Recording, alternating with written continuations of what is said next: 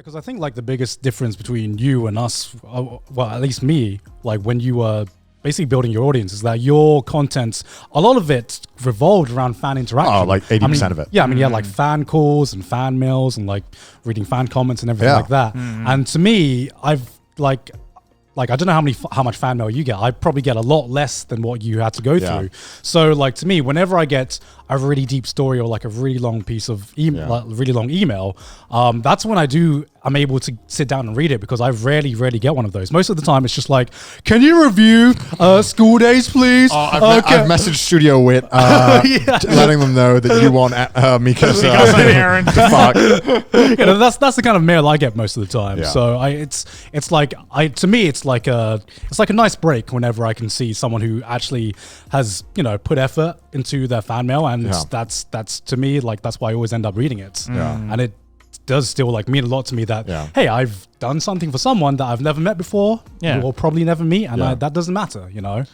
Yeah, I mean, some of the shit just like, I got real fucked up after a while because I was just reading this shit for hours on end, and it was just extremely depressing, you know, because I want to help everyone out there who's going through shit like that, but you know, it's just some of the stuff you can't help everybody. Some of the stuff is like, I don't even know where to begin. Like, what do I even do to this? You know, like, I remember one time someone had sent me a thing, and it was this really nice story about their dogs, right? And it was, just give me the fucking thing.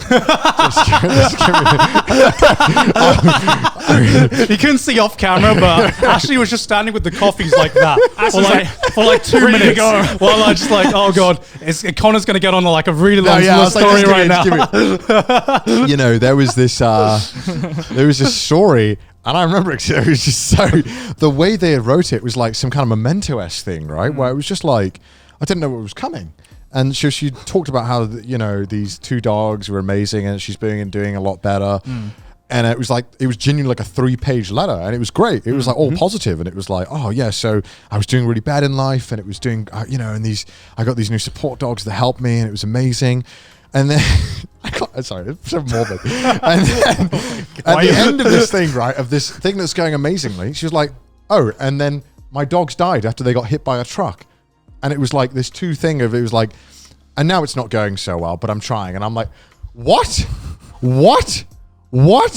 I was like emotionally, like I was like the biggest bungee jump. It was like some kind of Monty Python skit. You couldn't make this up. It was so, if this was a comedy show, you'd have said the comedy was impeccably timed. Like this was so, and I remember it because I was just like, what?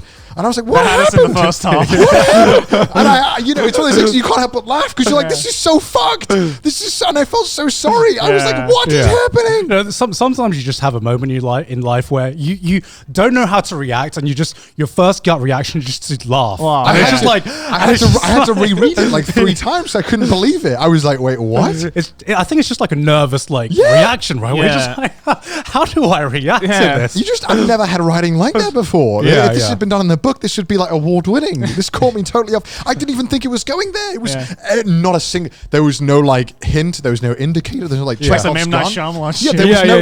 It was all great, and I was like, "What happened? Jesus, what is this?" Yeah, it's like it was like someone had. It was almost like she'd wrote in the letter like completely like 3 days, and then like waited like 2 weeks before she sent it, and then made like an addendum at the end, just being like, "Oh, and by the way," like a footnote. Just being like, "P.S.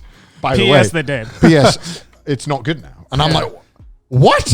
And then this is just terrible. I don't want to. It's horrible to deal with that stuff. And so and it's like, what does that person expect you to like react? Yeah, and so with, right? exactly. But you know, not to take anything away from her, I do appreciate her sharing that with me, because obviously, you know, that was something very emotional, personal, right? And in one hand, I appreciate it, but on also hand, when I hear about people who are reading tons and tons of these letters and they love it, and it's just like, what?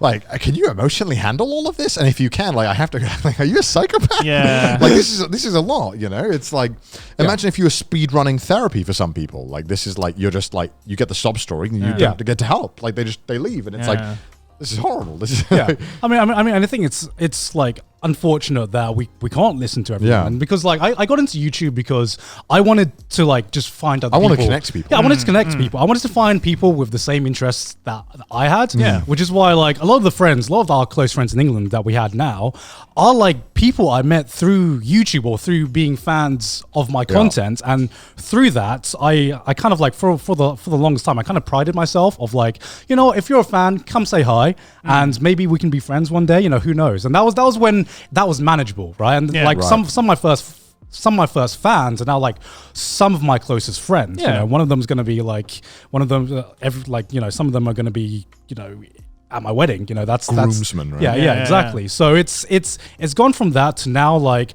I cannot, you know, even if I'm sure there are a lot of you guys watching out there who I know and probably you know that we could be pretty close friends. We're just not going to have the opportunity for that, unfortunately, right? Because most likely. because like to me, Because there's one of you. because there's only one of me, and there's literally hundreds of thousands of you guys, and it's an unfortunate fact that I just had to like make peace with and just be like, you know, this is. It's part of the job is managing kind of like my fan interaction and just interacting with the amount of people you can physically and humanly interact with and get emotionally involved with. Yeah, and I guess it's like that massive difference between someone who has come to that realization in their career and is able to manage it, and some people who are just like, nope, if you're a fan of me, you're not just a fan, you're a friend, you can approach me at any time kind of thing. But then they forget that the larger they grow and the more and more of those fans become friends, quote unquote, then it gets to the point where they're just like, that's just their entire life, right? You end up with people like what you were saying that just I mean that could have interact been with their fans 24/7. that could have been me, you know. And there are a lot of YouTubers out there who have still do that, who I'd say have you know, at the cost of their own channel,